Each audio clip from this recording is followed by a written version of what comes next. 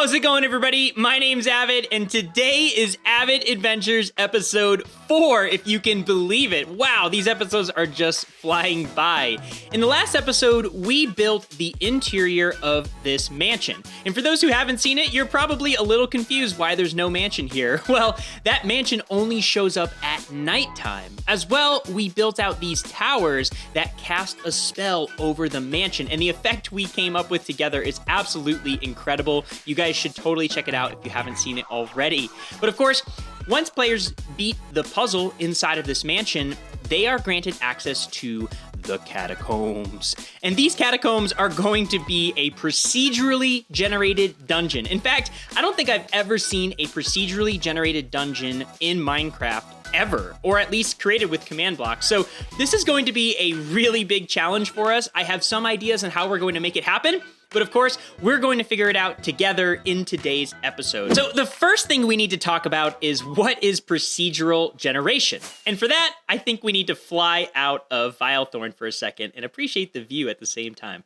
So for those who are not familiar or aware, Minecraft is a procedurally generated game. That's right. I mean, we are playing inside of a game that is already procedurally generated. So what does that really mean? Well, when we approach chunks that we've never been to before, Minecraft is able to create new terrain that is completely random and completely unique to your world's seed. So what I'm seeing here is probably the first time anyone's seen terrain that looks exactly like this. And that's what makes Minecraft interesting, is because the terrain is procedurally generated, it's always a new experience, and players can have this really personalized world. So how are we going to do that for the catacombs? That sounds really complicated. Well, we're going to try to simplify the problem a little bit. Let's take a look. So if you've ever played a roguelike game, like Enter the Gungeon or Slay the Spire or Dead Cells, you know that they have a type of formula for creating these procedurally generated dungeons, in that they have rooms that are pre-generated, and they string these rooms together in a way that makes it a different playthrough every time. So my idea for this dungeon is we are going to come up with templates of rooms. Maybe we'll come up with like 16 different rooms. Let's give ourselves a little bit of a challenge. And these rooms can be all different sizes, and they have different challenges inside each of them. And in these rooms, there are going to be doorways to progress to the next room. And when players step on a pressure plate to go through a doorway, that is going to then generate the very next room in the chain. We have a couple of really challenging problems to deal with. First is, how do we template each of the rooms? Thankfully, we have access to structure blocks, so we'll be able to create templates of the red room and the blue room here, like so. And the way to achieve the randomization, I hope, is with a dispenser. So the only real question is, if I put 2 structure blocks in here, is the dispenser gonna place? Oh no. This just got a lot more complicated. Okay, and for plan B, I think we need to come up with another way to generate the randomization. So what I'm thinking is we can use armor stands to randomize which structure block we clone, and then we hit that structure block with redstone, and that creates the very next room. Makes sense. The question is, how do we use armor stands to do something that is randomized? And actually, that's pretty simple. Here's where the magic is. You can use sort equals random, and we want to select only one armor stand. And what this is going to do is run that command at a random armor stand within 10 blocks. And so I have a command block here that uses that randomization, but it's going to spawn a particle right now just to show which armor stand it's selecting. In this case, we're going to make glow squid ink show up on the randomly selected armor stand. Perfect. So you see it's switching between them in a random order. And if I were to add another armor stand by just dropping it down here, like let's have 5 of them, it's now going to select one of the 5 at random. I hope. There it goes. Yeah, perfect. That's the best part about random things, is sometimes they don't behave in a predictable way. And with one small change to that command to clone the 2 blocks beneath that armor stand to a location right here, this should clone blue. And then, okay, blue twice, blue 3 times, red. So it's nice and random, a distribution of hopefully 50-50 across those 2.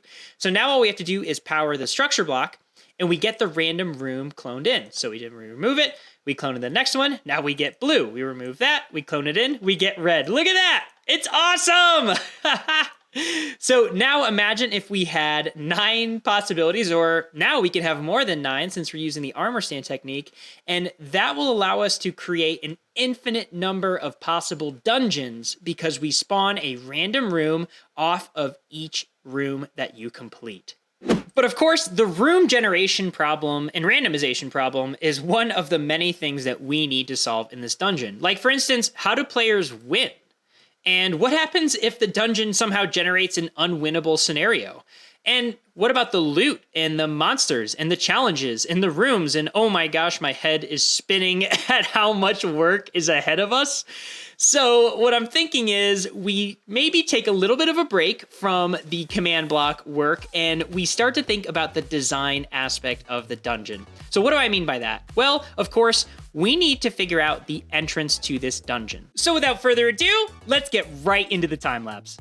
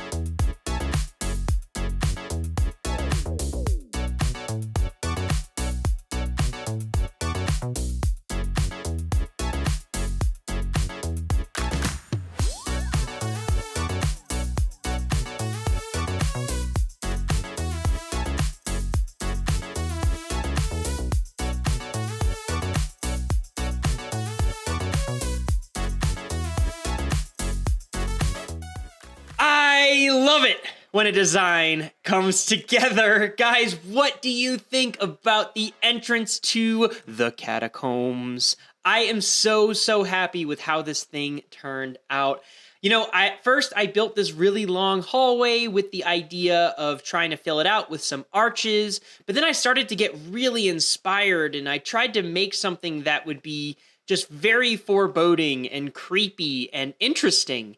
And I wanted to have the wall at the very end of the hallway pop.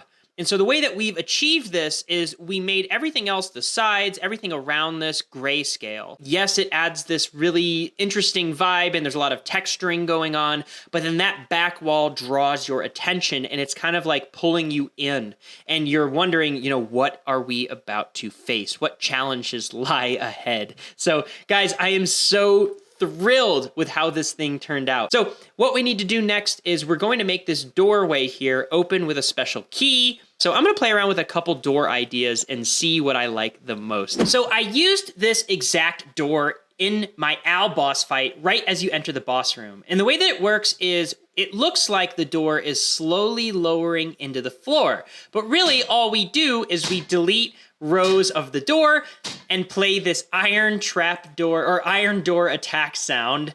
And that really makes it feel like the door has some weight to it. So I think that's pretty cool and we could totally go with that, but it's something we've already done. So how about we play around with the pattern of the door a little bit to give it a little more, I don't know, oomph. Okay, so our door is in working order and I absolutely love it. Just before we check it out, I'll show you really quickly my mess of a command block room. I made this room a little too small, but that's usually how it goes. So the magic happens with this repeating command block that's always active, and it's checking to see if I have this specific item in my inventory, the catacombs key. And so if that is true, then what happens is this command block chain runs and that opens the door and we get a cool message. And if it's false, which is what I've done here with this not gate on top of a command block, it closes the door. And so what that effect will achieve is if we get close enough to the door, we get that amazing opening effect like that, beautiful. And then as players walk down to the catacombs, it closes behind them. Perfect. Awesome. So now what we need to do, I think, is get back to our room design. I think we need to start building out the catacomb rooms and start to play around with how the catacombs are going to work. I am honestly terrified because it's going to be a lot of work. So let's get started on that. So before we start making the rooms, we need to talk about how the rooms are going to string together. After all, that's how we are managing procedural generation of the dungeon. For instance, player beats the first room, we then procedurally generate the next room, they beat that room, we spawn in the orange room, then the pink room, and then finally the end room, the winning room is created and players are teleported out of the dungeon to the boss fight. Now, if we used structure blocks in this scenario, like the example I had at the beginning of the video, we have a major problem.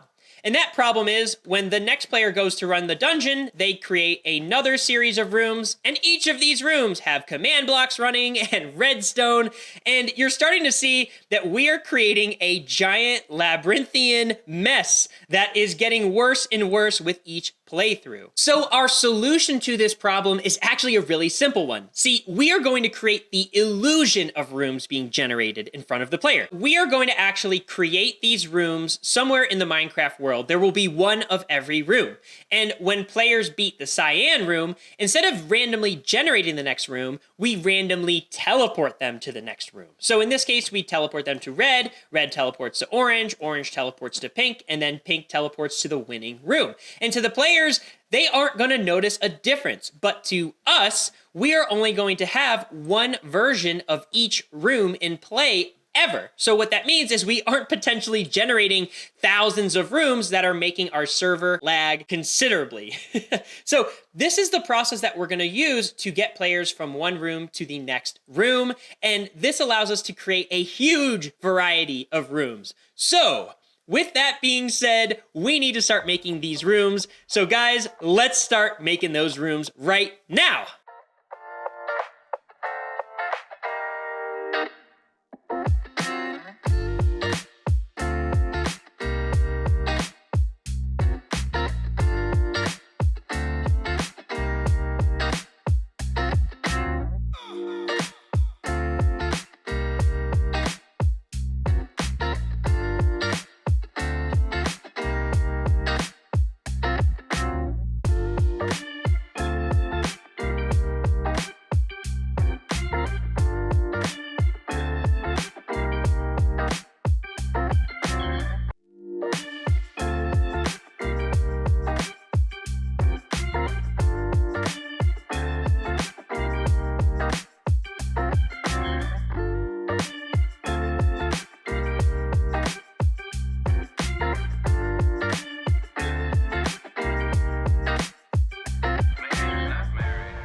Two sessions, 6 hours, and over 20 individual rooms outlined, not completed, but at least outlined and thought through. And we are honestly nowhere close to finishing this dungeon, but we have made a ton of progress. And I'm so excited to show you guys because we are going to do a mock run through of this dungeon in just a moment here. So let's go down really quickly and take a quick look at some commands that we're using and some tricks to make this dungeon work. So while each of these rooms may look pretty different from each other, they all have one thing in common. There is an entrance and an exit.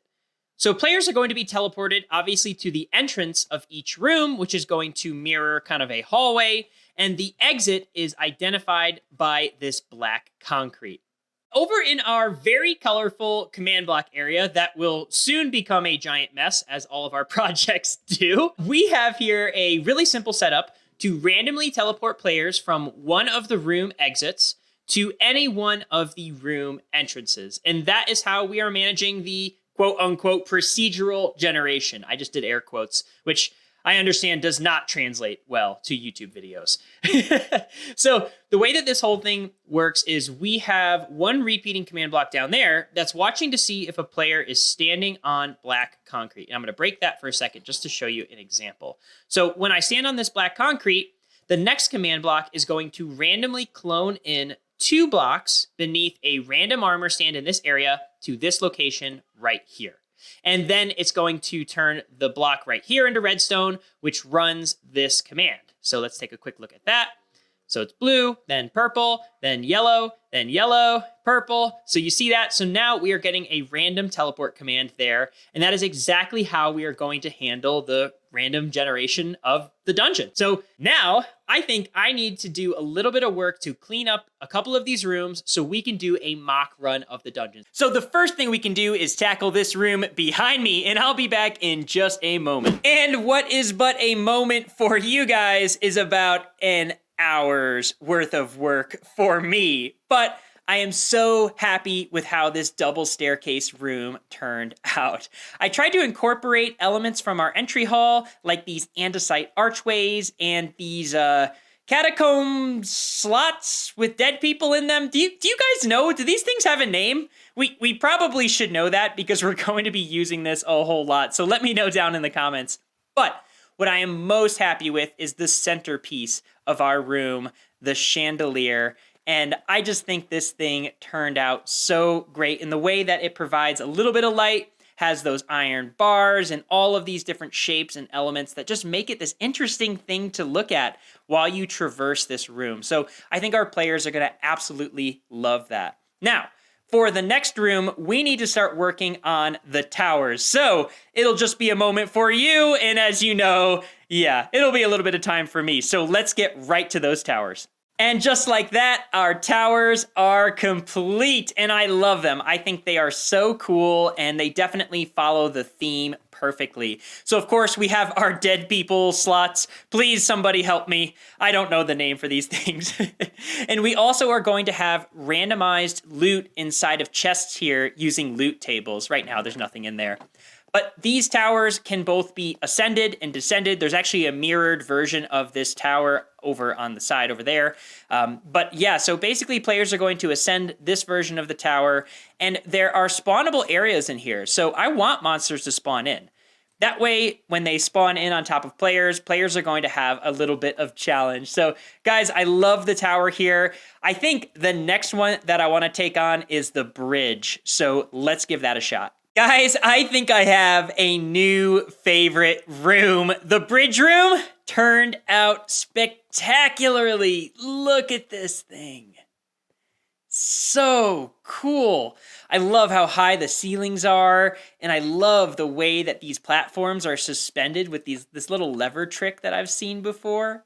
And then I hid some loot areas with a lot of risk. Definitely you're risking your dungeon run if you fall down into the void there.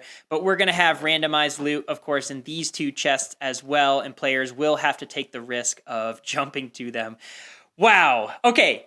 So the next 3 rooms that we have to work on are pretty small in terms of scale. So what I'm going to do is I'm going to build all 3 of them right now. We'll come back together and then we'll do a quick trial run of this dungeon with the rooms that we built today. So I will be back in a flash. All right, guys, we are back and I have finished a few more rooms, which means our dungeon is about 25% done, which is not a whole lot, but still enough to allow us to do a mock run through. So guys, I am super excited to show you these new rooms. I haven't actually run the dungeon yet, so I hope everything works. But anyways, guys, I'm a little nervous, but let's get into this. So take nothing with you, leave nothing behind, and we begin. And we are in some kind of cave here, and I'm hoping that nobody pops up on me yet because I don't have any gear. Okay, we got a chest here. Ooh, a shield. And a couple of decent pieces of food. So that looks kind of spooky down that way. So I'm gonna go over this way and see what we're working with. All right, next room. Cool, and we are in the twin staircase room with our chandelier up at the top. And oh, there's a guy over on the far side. I see you. Good, he's over there. So hopefully we don't have to deal with him. All right, and we're on to the next room. I am a little nervous. Oh, we're back in the caves. Okay, perfect. So let's just make our way this way, and I guess we'll have to go down the spooky hallway this time. All right, we are in the bridge room, and I'm hoping there's some good loot for us if I can survive this jump. All right, okay, not amazing loot. Definitely a couple of arrows if we can find a bow that will help us. Let's hope we can get to the other side. Okay, yes, a chest plate. All right, so we can work with this. This definitely makes me feel a little safer, and between that and the shield, we might actually be able to survive against a mob. Am I on the side where that zombie was? Yes, oh gosh. Okay, we don't have anything. We don't have any gear. I just gotta hold him off, and hopefully I can sneak around him here. Let's go, go! Sucker. We don't have a sword yet. I don't want to spend like 5 minutes punching that guy to death. Okay, the floating platforms room is a bit of a... Oh, God. He followed us through! Oh, no. Okay, I didn't know they could do that. We're just gonna have to deal with him. That's okay. I'm like floating above the void. Oh, I pushed him into the void. Go into the void. Get out of here. Yes! Oh my gosh, that was terrifying. That was totally worth it. We have a sword. All right, so the only problem is we have a skeleton over at the edge, and I need to get across these platforms without him bothering us. We gotta go fast. Oh! Later, nerd! Okay. All right, let's just take a breath here, take our time, and make our way to the next room. Woo! Okay. Oh, we're in the pipes room. You know what? I should use this time to eat a little bit. And this is another room that you guys haven't seen yet. That's just a nice, relaxing, and calming room with some fish in the water to give us a break. Okay, and we are back on the other side of the pipes room. And we are in the pipes room again. All right, guys. So this is the last room of the dungeon for today. It's a little bit of a challenge room, but nothing that we can't handle. We have plenty of gear for it. And what we're gonna do is we get into the room, we have a couple of monsters we have to fight with some enchanted gear, and once these monsters are defeated, we then get into the exit right over there, so those doors will open for us. And my plan for this room eventually, there's our little bell, our plan for this eventually is to have a bunch of randomized fights in here. Also, I really like this room. What do you guys think? Anyways, let's get out of here! Yay! Okay, guys, what do you think? I mean, honestly, that was so cool. Of course, that's only 25% of the dungeon, and there were a bunch of rooms that you guys didn't even get to see because of the randomization and teleports and all that, but I thought that was a really awesome run through. That turned out perfectly. So guys, I hope you enjoyed making that roguelike dungeon with me. I had an absolute blast trying to solve some really hard problems that I don't think have been solved in Minecraft before. But I think this thing is turning out amazingly. Of course, we have like 70% left to work on, but that is something that we are going to cover in the very next episode. So stay tuned for that. And holy cow, look at how many rooms we have left to do. There's like 20 rooms left. I'm serious. There are more rooms being added every time I finish one. But guys, if you liked this content, I would really appreciate if you left a like down below. It helps out the channel a whole lot. And if you want to see more of this content in the future, please consider subscribing. But until next time, I'll see ya. Bye-bye.